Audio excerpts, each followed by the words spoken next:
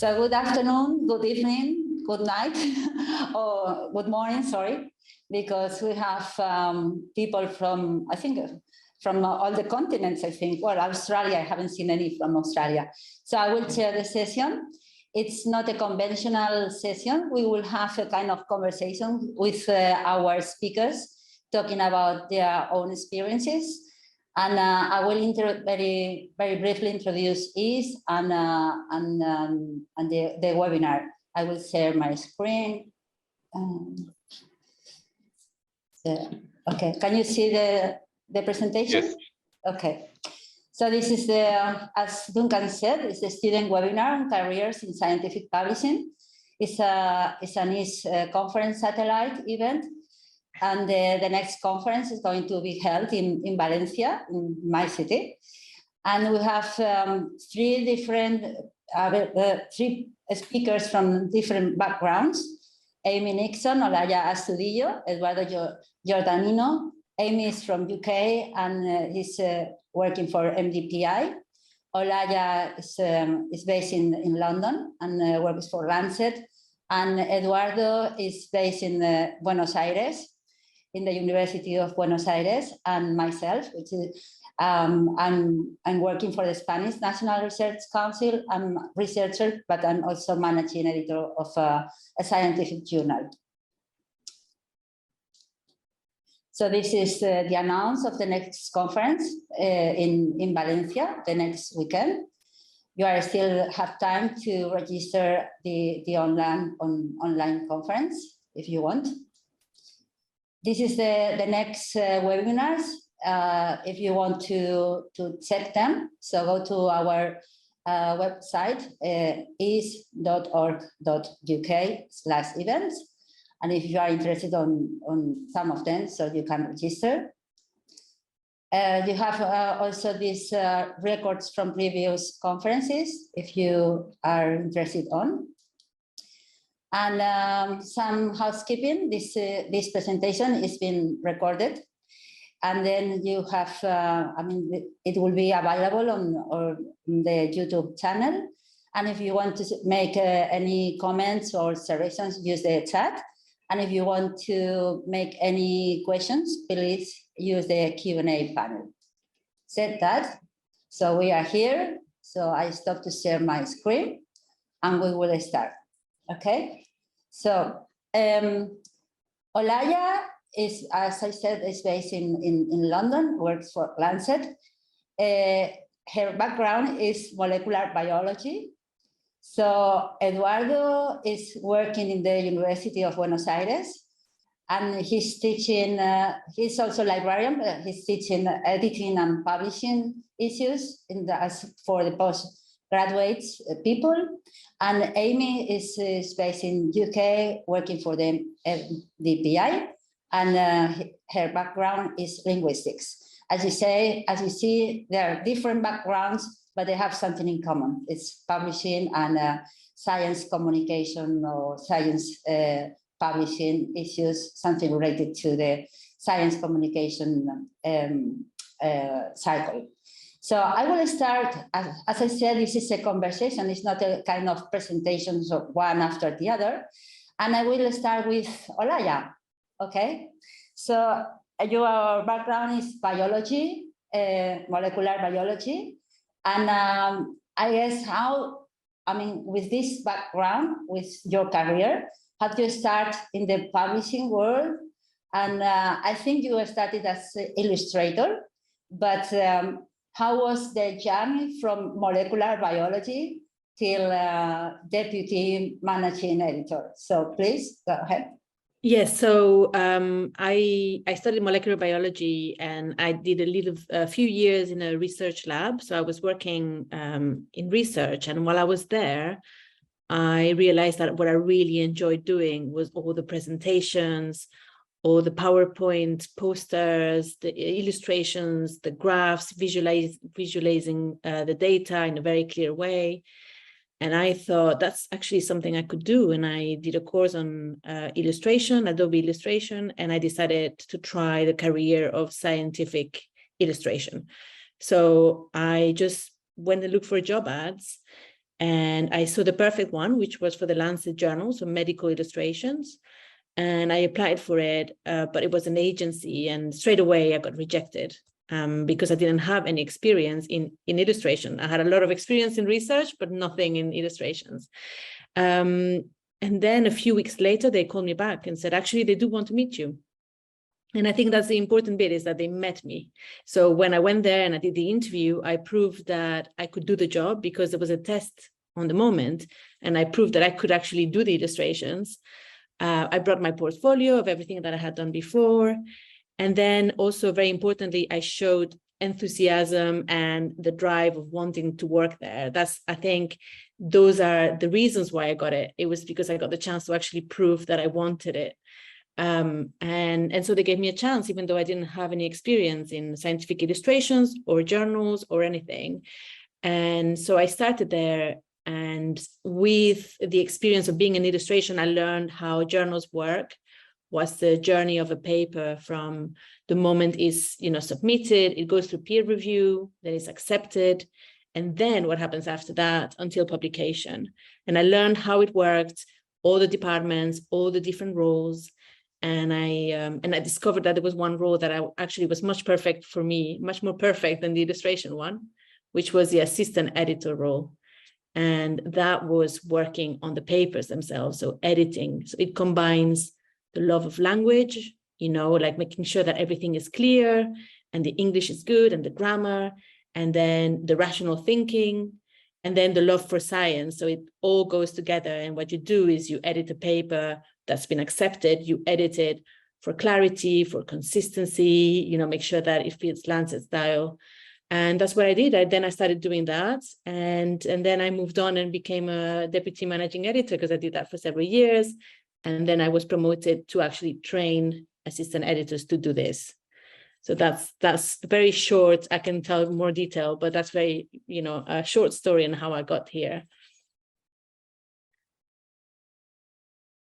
So that means that, without particular experience, because you didn't have any experience in publishing or editing, yes, you were a researcher. So that's not necessary to have this experience. Or how do you see now that, actually, if you were now, applying for this job, do you think that the experience now is more important than before, or just the personal qualities or approaches to, or what do you think about that? I think, at least from all these years, so then I became a manager, and I was managing the team for 8 years, and I did a lot of recruitment, and we often ask for experience. I think that's one of the main things, because it's a very renowned, very important medical journal, so it's quite good to have experience, but that doesn't mean that it's essential. We have met people that we were convinced straight away at the interview to just that they would be good. Obviously, we have a lot of training, and we have the capacity to train people for a long time, so it's not essential. However, it helps. So in my case, it's either you have the experience in another journal and then you move to the journal you really want to work for, or you get your foot in through another role. So in my case, I started as an illustrator, but I know many people who started at the Lancet journals as an admin role, for example, or in production. And so once you're in and you can actually show that you can do the job, it's so much easier to progress and to get promoted within the journals. So the experience is good, and I really recommend it. Also, getting your foot in the door, getting to meet people. So I would say the interview is important. So to get the interview, you have to write a good cover letter. You have to also show that the enthusiasm and the motivation to work there. And, you have to know the role and explain why you really want it. Then once you get the interview, it's much easier to actually convince someone, address the lack of experience and address how you're going to overcome it, how you think you can, you still can do the job really well, and just convince the people who are interviewing you, and they will give you a chance, I think. Okay. So, Aimee, your background is linguistics. It's more related to publishing, we could say that. But also, how do you start it? How did you start? Becoming or to have this position within the publishing industry. Thanks, Reme. Hi, everyone. Lovely to meet you all. So, I mean, similar to Olaya in some ways, I kind of fell into scientific publishing. I think as an English literature graduate, English literature grads tend to quite commonly go into either teaching or publishing. And for me, it was very much that love of the published written word that sparked my interest in publishing. And I think I'll be honest and say I perhaps had a different type of publishing in mind. I don't know if you're familiar with the British film Bridget Jones. It makes publishing look very glamorous, and this kind of fiction publishing. And I think a lot of people had that in mind. But when I started looking for a role, I came across some really interesting academic publishing roles. So I thought I'd explore those. And when I applied for the roles, again, I'll be honest and say I really didn't know much about academic journals. I didn't know about peer review. I didn't know about editorial boards. But it was the level that I was going into was probably what you'd describe as an administrative role. So they were looking for somebody with good administrative skills and good communication skills. So I should probably note here that I work on a slightly different side of publishing. So I've never worked actually on the content itself, the technical side of publishing. I do more of the management of journals. So I might manage lists of up to 20, 25 journals at one time. And my role is responsible for relationship management with the external editors and getting the right content in. So they were looking for someone that was confident and can go out and talk to academics and that could manage these journals. So I sort of really stumbled into academic publishing in that way, but soon realized what an incredibly dynamic and interesting industry it was, and was hooked from there really. And I then just progressed. So I started in this sort of support role. I progressed through the industry to manage my own list of journals, and then to manage my own a team of publishers as well. So sort of progressing quite the traditional route. In terms of getting my foot in the door, it can be quite a competitive industry. I tell a story about having started in my role. I asked my then manager what gave me an edge, because I understood there were about 30 or 40 applicants to this role. And she said that I'd just returned from a year's backpacking where I'd spent 10 months living in a tent. Actually, quite a lot of that time was in South Africa. I notice we've got a few people from South Africa on the line, and also around Australia. And they just said that they thought I had a really resilient and resourceful character, and that was why they gave me the role. So it's like sometimes it's getting that foot in the door and getting in front of people, and a lot of it's around your character as well. I think that said, I think I was quite fortunate in that situation. I've done a lot of recruitment since, and I think just going back to what Olaya was saying, you can't always have experience.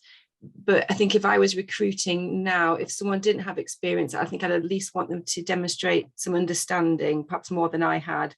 So I'd be looking for someone, perhaps they haven't worked on a journal before, but to be able to explain to me how a journal operates, what its part it plays in scientific discovery and communication, maybe a little bit about what peer review is. So I think a little bit of advice I would give is, if you're going in at those entry-level roles where you haven't got the hands-on experience, just maybe speak to some people, reach out to perhaps someone through a community like EASE, just to get some understanding of the kind of publication that the vacancy that you're going for, and that will give you an edge, I think, over the applicants. Okay, Eduardo. So, Eduardo, you are on mute. Okay. Yes. So you are a professor at the university and you teach postgraduates, and the course you give is about editing and publishing. What type of students do you have, and what type of subjects they are interested on, and if they have also practice classes or they are already working for journals, or what are the aims to attend this kind of courses? Yes, in the Buenos Aires, in la Universidad de Buenos Aires, we teach a graduate course technical oriented, and it aims to cover the general issues of publishing, from books to any kind of content. But there is a few careers in South America for publishing, for scholarly communication. And so a group of professors started a postgraduate course of 7 months on scholarly communication purely. And we try to focus on aspects not considered. We try to include the design point of view, the marketing disciplines, to enrich the traditional view of management and metadata and software. So this postgraduate course, it's running for 3 years, and this is the 3rd year we are teaching this. Is through virtual classroom, and we have attendees from all the Latin America. Also, we have one from Spain in the 1st year. It's very strange. That is the main focus, trying to include some discipline not considered before, such as design, of course, web design, layout, all of this, and marketing, and trying to give a complete approach to the scholarly communication issues. Yeah. Do you also teach, for instance, the process of peer review, for instance, or how to, or ethical issues? I mean, involving in the publishing. Yes, that's running on the management module. That's cover of the ethical issues and the rights issues, the intellectual property and so on. Yes, that is included in the management module. Okay, so this is a question for all of us. So how do you learn to be editor, assistant editor, deputy editor, whatever? I mean, are you did you run any course or seminars, or are you self-taught, or I mean, or your own company provide the training courses or training material?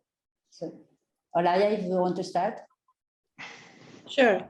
So training is a big thing at the Lancet, at least for the role of assistant editor that I started with, because there's so much to learn, and the training process is quite long. It takes about 6 months to a year. So that's why the past experience is not that important, because really the training is quite intense.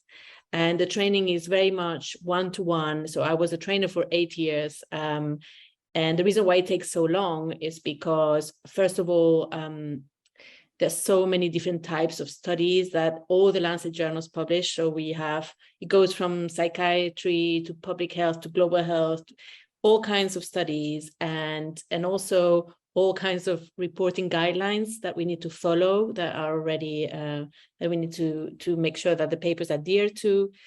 And then the Lancet style is quite intense as well. So it's a very nice, long process, but everything that you learn, are skills that you're going to keep forever. And then also, once you have finished training, you still continue learning. The training never stops when you're working at the Lancet, because everything that you edit is going to be checked by the senior editor, who peer review the paper. So they're going to check it and give you feedback. Then you send it to the authors. They're going to reply to you. They're going to give you so much feedback. And so you learn every day, and to do the job well, you need to be ready to make mistakes and to learn from these mistakes and ready to receive feedback, whether it's positive, constructive. So so it's very important. And then after when I became a managing editor, that part I needed to learn more on the job. I did a few courses to be a manager, like how to manage people, how to look after the development and things like that, coaching courses. But most of it was on the job. That part I think is very difficult to actually learn the theory. You need to practice. Well, the same for the assistant editor. Practice is very important. But yeah, the training is long, and it's a long process. So you are lucky because you have Lancet seems to be very worried about the training of their staff. So, and Aimee, in your experience, how did you learn to be editor, publisher? So the majority of my learning was on the job. So as it wasn't such a technical role, it was kind of learning by shadowing or doing. I think you'll find as you venture into the world of publishing that most of the publishing companies are really great at that supportive development side of things. So you should have a really good induction. So when my first role was with Taylor and Francis, they had a great induction program where they basically explained really well what each department does. And then also just through working with some great people. So I was an assistant to a managing editor for the first couple of years. I basically shadowed her and learned everything I could from her. And so I would go along to meetings and just sit in the room, for the first few meetings. And then she would say, right, you're going to present this part of the report. And then over time, you're going to chair the full editorial board meeting this time. So it was really a kind of a gradual learning on the job thing. But supported also by some really great training. So in addition to the kind of in-house systems training, there are also, organizations like EASE, there's also STM and ALPSP that do brilliant industry-related courses. And that means you can get to go on a course with people from other publishing companies as well and learn from them. And they're typically like a 1 or 2 day course on different things. It might be on open access or copyright or ethics or how to market your journal. So I've done quite a lot of that. And then probably the other thing as well is there's a lot of industry like newsletters out there. Again, organizations such as EASE, if you sign up to like newsletters, quite often send out industry news. And so I think it's important to kind of keep up to date with what's happening. So mainly on the job training, but with some industry training courses, and just by keeping up with my own reading of what was happening out in the industry, I found really useful in my role. Okay. So Eduardo, the course, you are involved with it. So you are on mute, Eduardo. Yes. Okay. So why the university offer this course? I mean, it was a demand from some community, or because the fact, the university thought it would be a good idea to have this course. I mean, it was a demand from the public, or it was just an offer, a new offer from the university? Interesting question. We find, as a teachers, we find a lack of training in this particular area. And I work with journals from my beginning as a librarian, and after that I was an author and also peer reviewer. And with the passing of time, I will become a teacher for editors. As they say, teaching is the best way to be updated. So we pay attention to all the organization as EASE, CSE, and COPE, and UNESCO. And from the Global South, we follow all of these capacitation trainings with full attention. Okay, so this is also for all of you. So when you have, follow this career in the publishing business, so what have been your incentives, or what have been your bad and good experiences? Because I presume you have also have some problematic, or sometimes, or even with authors or with your colleagues and so on. How has been your experience, with this kind of issues? You want to start, Olaya? Yes, let's continue the theme like that, the order. Oh, so many incentives. Maybe I should say right now that I've decided in the last couple of weeks to I've started a new career change. So I've changed now, and I'm working in medical writing for the past couple of weeks. But until now, I was at the Lancet, and the reason why it was so difficult to leave and to actually make the decision because of the place. So many incentives that I never wanted to leave, but I needed the challenge. I needed something new.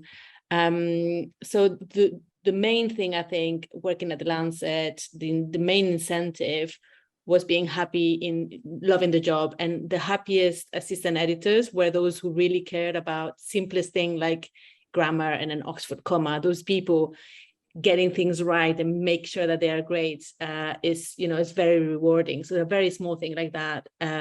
But the biggest incentive, I was like that, but my biggest incentive were the people. It's a very friendly bunch of people. I met so many amazing and really nice and generous colleagues. It's a culture that is very inclusive. I think I would say probably let's hear about the other people, their experience, but my experience is a very inclusive culture, and also you learn every day. So for me, it was being able to work with really important people, not only my colleagues, people outside the Lancet, really amazing researchers on groundbreaking work that was also really inspiring. And I would say probably another thing that was really big, and I hope other jobs can do the same, is the opportunity to learn things beyond your core role. So I had the opportunity to get skills, learn how to write, for example. I wrote a lot of news pieces, reviews, so the writing was a big thing. And then I learned how to do peer review as well. I also learned how to do podcasts. It's just, there's an opportunity to learn so many different things. And then I also got the opportunity to work with amazing people with inclusion and diversity programs. So, for example, I co-founded the Elsevier London Pride. I worked with other organizations within Elsevier on race and ethnicity, equity, gender equity, diversity, and disability as well. So it was just really interesting projects that I really learned so much from, and I worked with really inspiring people. And then also, just to mention as well, there's also opportunities to work outside the Lancet. So I have a few colleagues of mine who worked on Aimee mentioned the newsletters of EASE, for example. A few of my colleagues also worked on the side with EASE as well and learned so much from the organization. But we can work also with charities. There's all of those opportunities that the company offers. And I think all those things together, plus the people and the culture, is what makes it really a dream place to work in, really. Did you find any barrier coming from, Olaya is from Spain, and when you arrive in UK and you apply for this position or for that job, did you think it was a barrier to be from abroad, or it was just a challenge to come from different culture because it's diversity? Yeah, that's a very good question, actually. It was a challenge for sure, but more so for my insecurities as well. I was just worried that I was going to be editing English, so I wanted my English to be absolutely perfect, and I knew it wasn't. But the good thing about it is that as opposed to an editor of a book of a, say, a romance book, or not romance, how you call it, like literature books, they need to edit to make it sound so much better, but we need to edit to make it sound simple. So if you give me a language literature sentence that is all flowery and have a lot of adjectives and adverbs and blah, blah, blah, blah, in science, you want it simple. We did this. So it was a very easy thing for me. Of course, I needed to know the grammar. Of course, I needed to, to know the language very well. But it was easy, actually. I can make it simple. Maybe I cannot write like a Shakespeare, but I can definitely make it science worthy. I also, at the time when I started, we were only, I think, 3 journals, now we're 18 journals. So it's just like, it's grown a lot. And when I started, there weren't that many foreign editors, but as we've grown, now there's people from everywhere. And I think that's something as well that is changing in the landscape, is that it's no longer, there's all these prerequisites of having to be a first language speaker, you needed to be English to be able to do the job.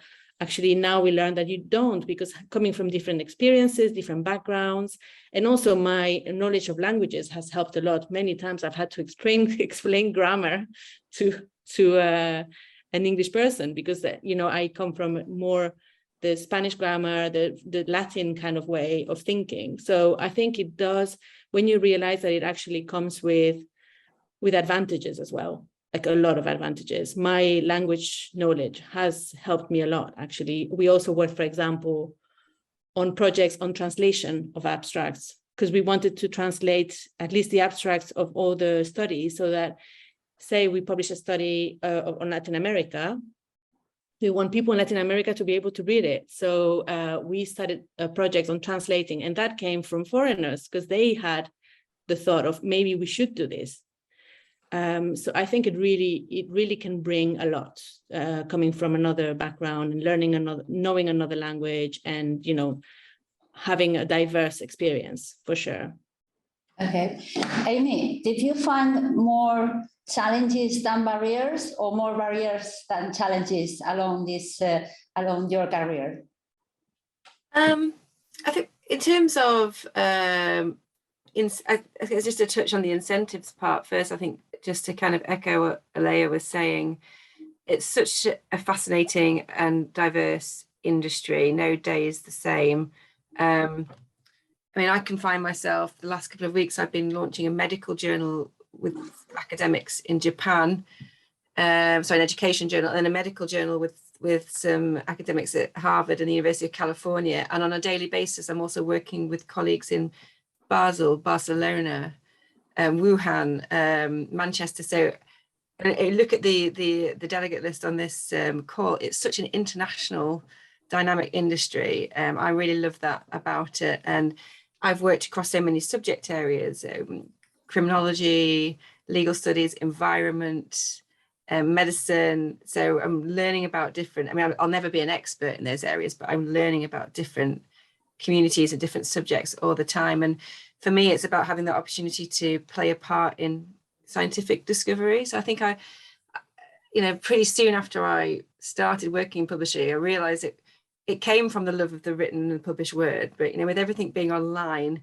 these days, it's not that kind of, I didn't really have that hands-on kind of relationship with the content and the text that I thought I would. But what I soon discovered is actually I'm playing a really important part in getting really important research out. And especially over the last couple of years with COVID, I think it's shown that, the power of science to change the world and to solve some of the most pressing problems. And we're playing a vital role in getting it out to people, to as wide an audience as possible, so that we can speed up scientific discovery. So I think that's what really gets me out of bed in the morning. In terms of challenges, I think for me, again, this is a bit of a confidence thing when I first started. I've got a bachelor's in English literature.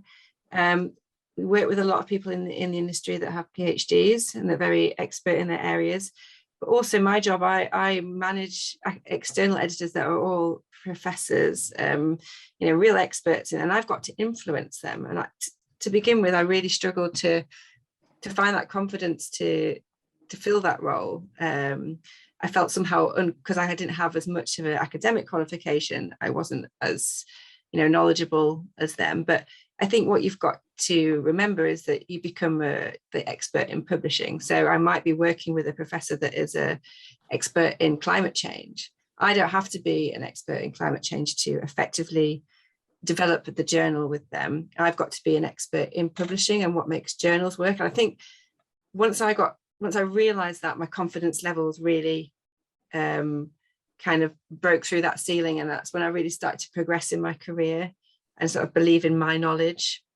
Because you can come from people from all sorts of different backgrounds within the industry, and again, that's what makes it so fascinating. Okay.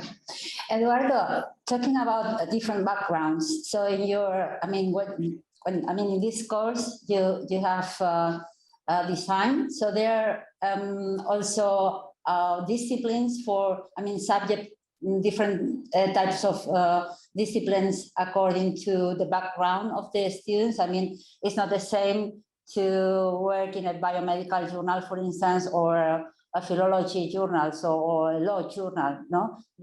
Do you have this kind of teaching, learning for different subjects, or is it a generalistic course?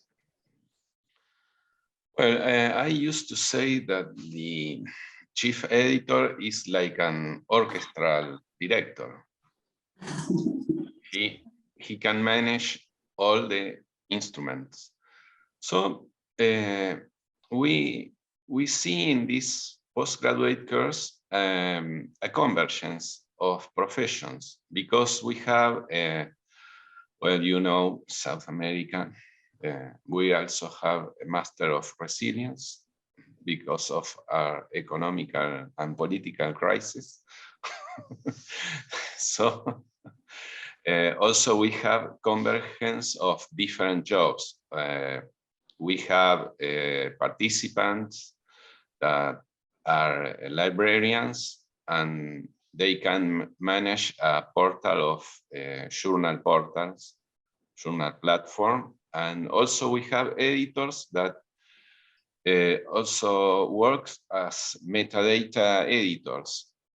There is a mix of roles in all of our universities and professional organization and scientific organization, with people from different backgrounds working as editors.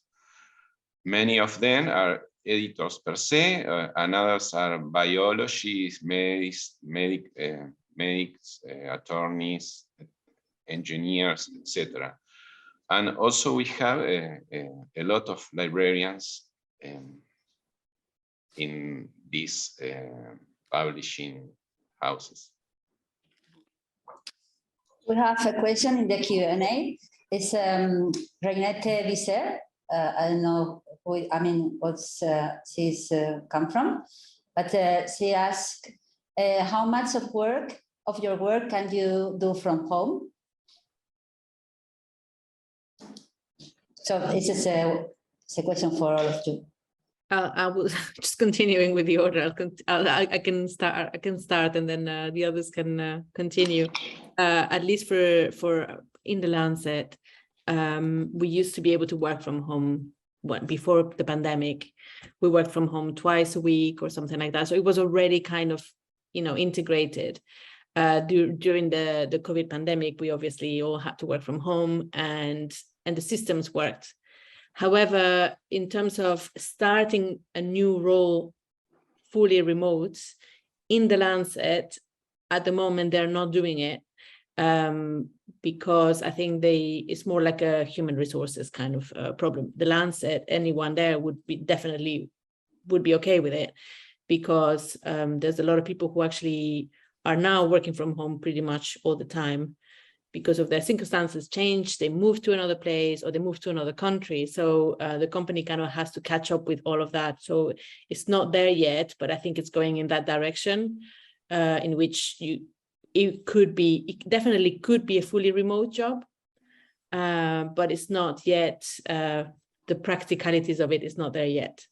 But there are other journals and other publishing places where actually you can work from home the whole, I have colleagues who, sorry, not colleagues, but friends who work in other places, and they all work from home all the time. So there is a possibility there. I think I'd add to that as well. So I work fully remote. I work for a company with headquarters in Switzerland. Although we have an office in Manchester, I don't actually work with the departments in Manchester. So I work with Basel and with Barcelona most of the time, and I'm based in Ilkley in West Yorkshire.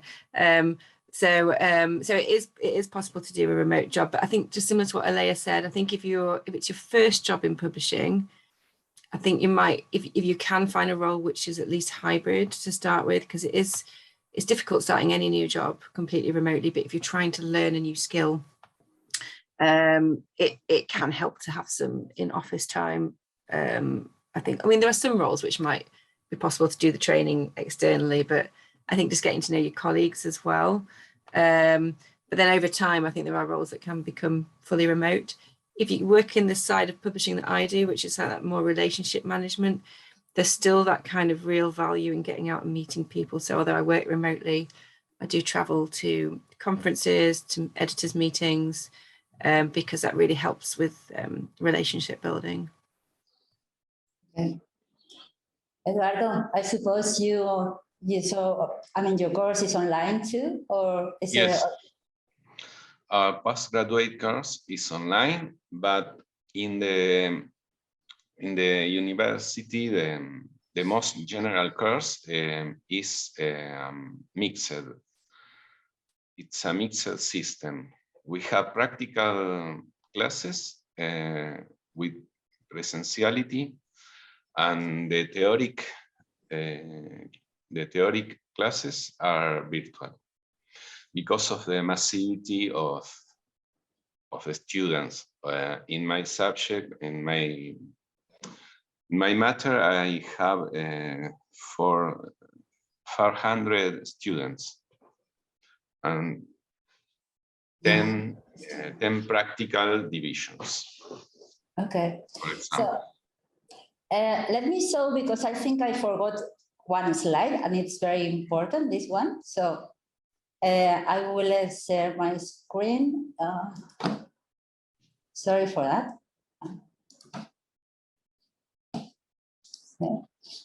Is this one? Can you see my screen? This is the word cloud of different types of editors. So we have been talking about editors and publishers and assistants and anything, but you can see here there is a lot of meanings of editors, and that's important, because this webinar is especially devoted to students that can be met or find a job in this world, in this industry. So I don't know if you are familiar with all these definitions, but that was just to show that editor means many things. So sorry for forgetting this, and I will stop. Stop share. Sorry about that. So one of my last questions. So what are the recommendations for these people, these attendees that I presume they are interested, perhaps in the future, to apply for a job, maybe in Lancet or MDIP, or to apply for a course or to run a course. So what are your recommendations? I mean, for just a postgraduate in any subject or with any background? I think Aimee mentioned as well, I think it's important to, if you can, talk to somebody who already is doing the job, to kind of learn a little bit more about it before you apply to anything, so that you show that you know a little bit what it is and why you want it. And as I mentioned before, the experience is important. So if say you want you want to get experience, you could get experience in another journal first and then apply for the one you want. But also you can get experience in another role, and then that is inside. So as we said, get your foot in the door and then, progress within the journal. But also you can get directly the job. So I think it's very important that you write a good cover letter and a good, then you have a good interview in which you really show your enthusiasm and your motivation for the job. And as Aimee said, you show that you know the job. You show that you've tried to get all the information about what you're applying for, So I think the most important is getting the foot in the door. I think that's the main thing.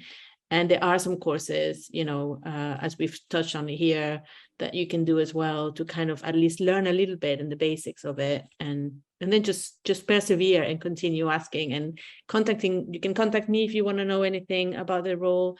You can find me on LinkedIn, or I don't know whether you're going to be sharing the contact details, but look in LinkedIn and try to contact people, try to learn about the roles, and that will definitely help. Aimee? So yeah, to add to that, I think just sharing as much, because it is competitive. That's because it's such a great industry to work in. But I say show as much initiative as you can. So like you say, do your research, demonstrate that you know what the job is, what a journal is, what peer review is, and also I think if I was recruiting someone now, I'd be looking for that understanding of what the industry is, but also for why do they want that job? Why are they interested? Why are they passionate about research and scientific communication? There's loads of internship opportunities. So, I mean, that's a great way of making yourself stand out from the crowd. If you could have done an internship with one of the big publishing companies, you're going to be, head and shoulders above a lot of the other applicants. And I know from experience that, if you get a good intern, you tend to try and keep them as well. So if you get your foot in the door as an intern, quite often you'll find that you'll get a permanent role at the end of that as well. There are an increasing number of courses. I mean, similar, I think it sounds like to the one that Eduardo is running. I know within the UK, there's you can do a master's in publishing at Oxford Brookes. I think University of Stirling. I'm not sure. I think it's somewhere in Scotland. You can do one as well.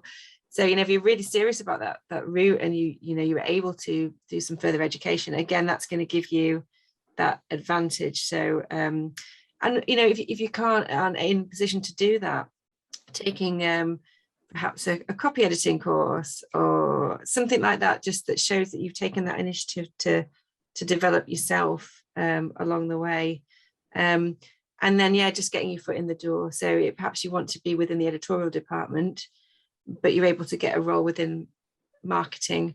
I know many colleagues that have started off, for example, as marketing assistant and progressed and then taken the step over into editorial or production. So it's not always one route in the door. So I guess just thinking creatively and be persistent as well. Really knock some doors down, talk to people, convince them why you should work there. Okay. Eduardo, do you provide any guidelines in the course when they finish when they finish it?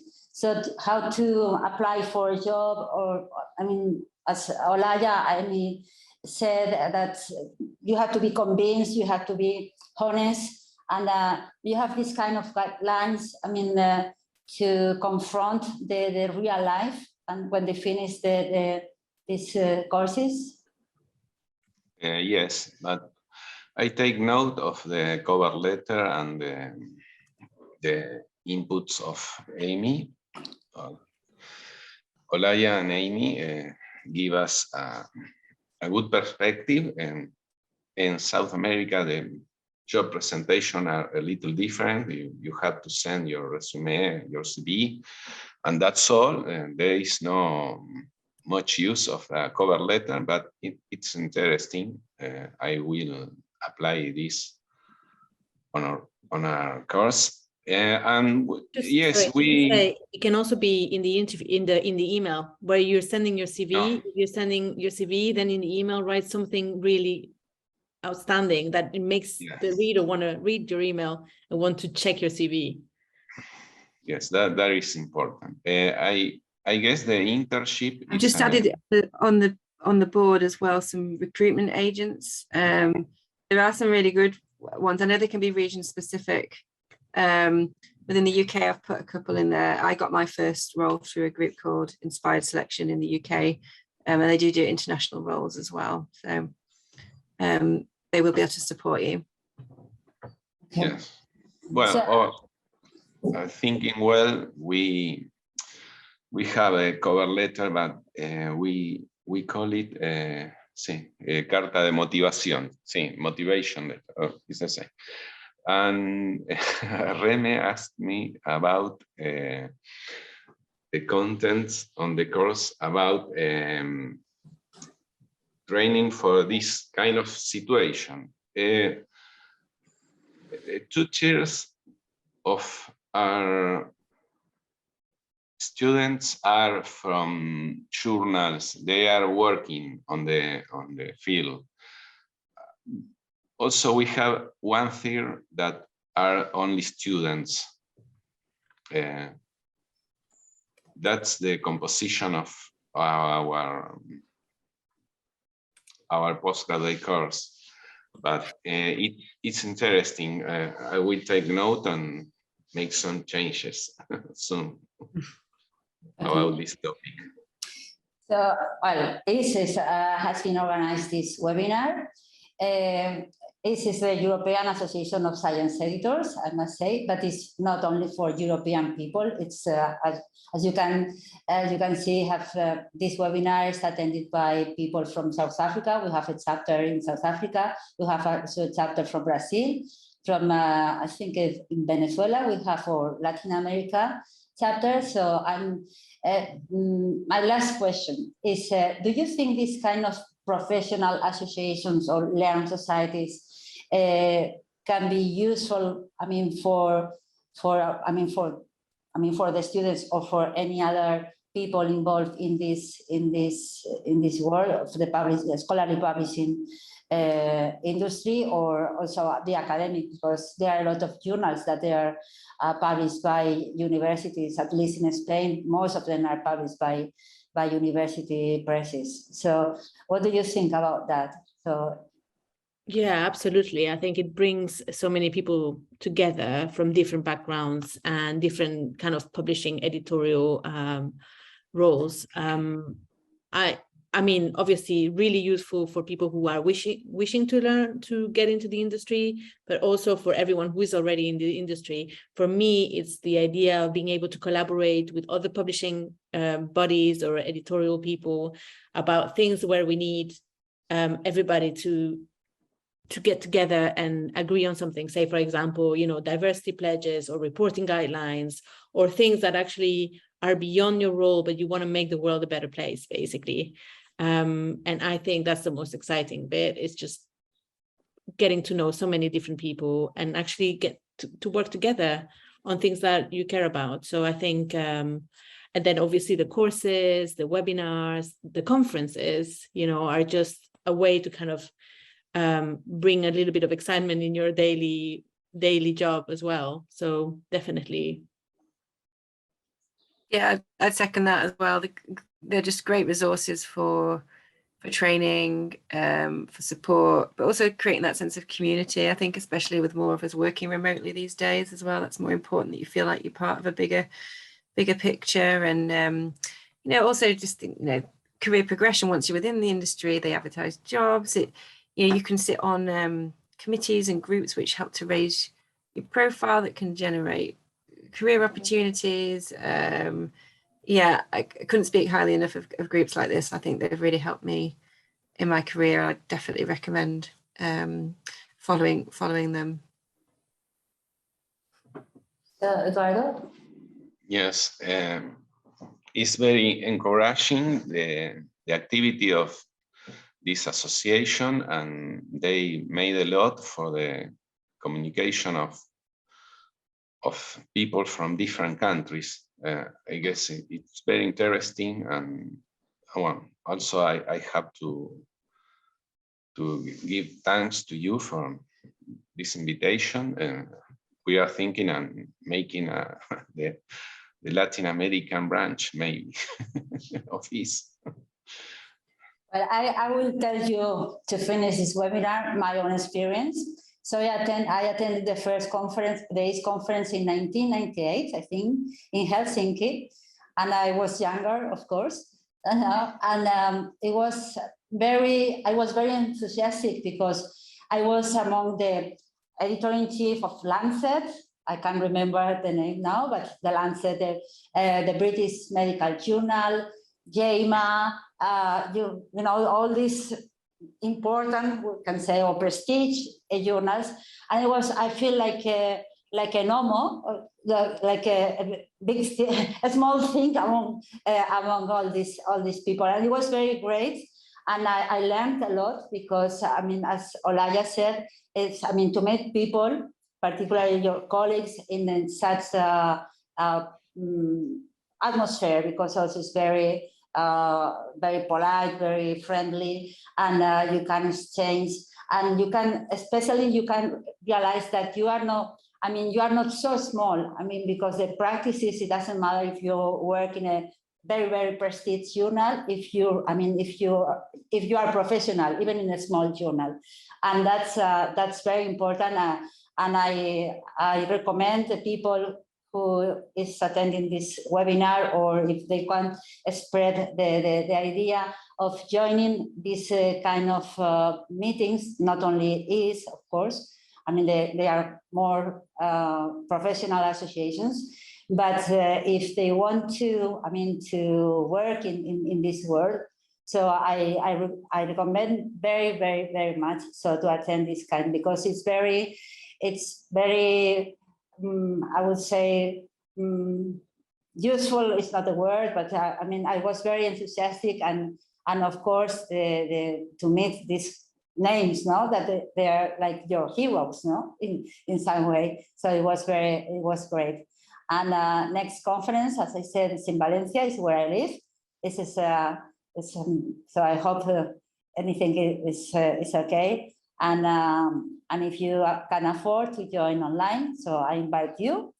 And I would like to thank the speakers and all the attendees for being here, sharing this afternoon.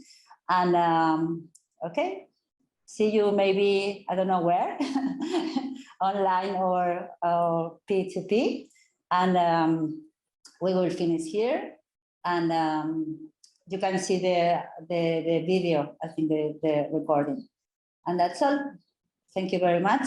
And thank you very much, Reme, and everyone else. Bye-bye. Thanks, Reme. Thank you, everyone. Bye. Bye.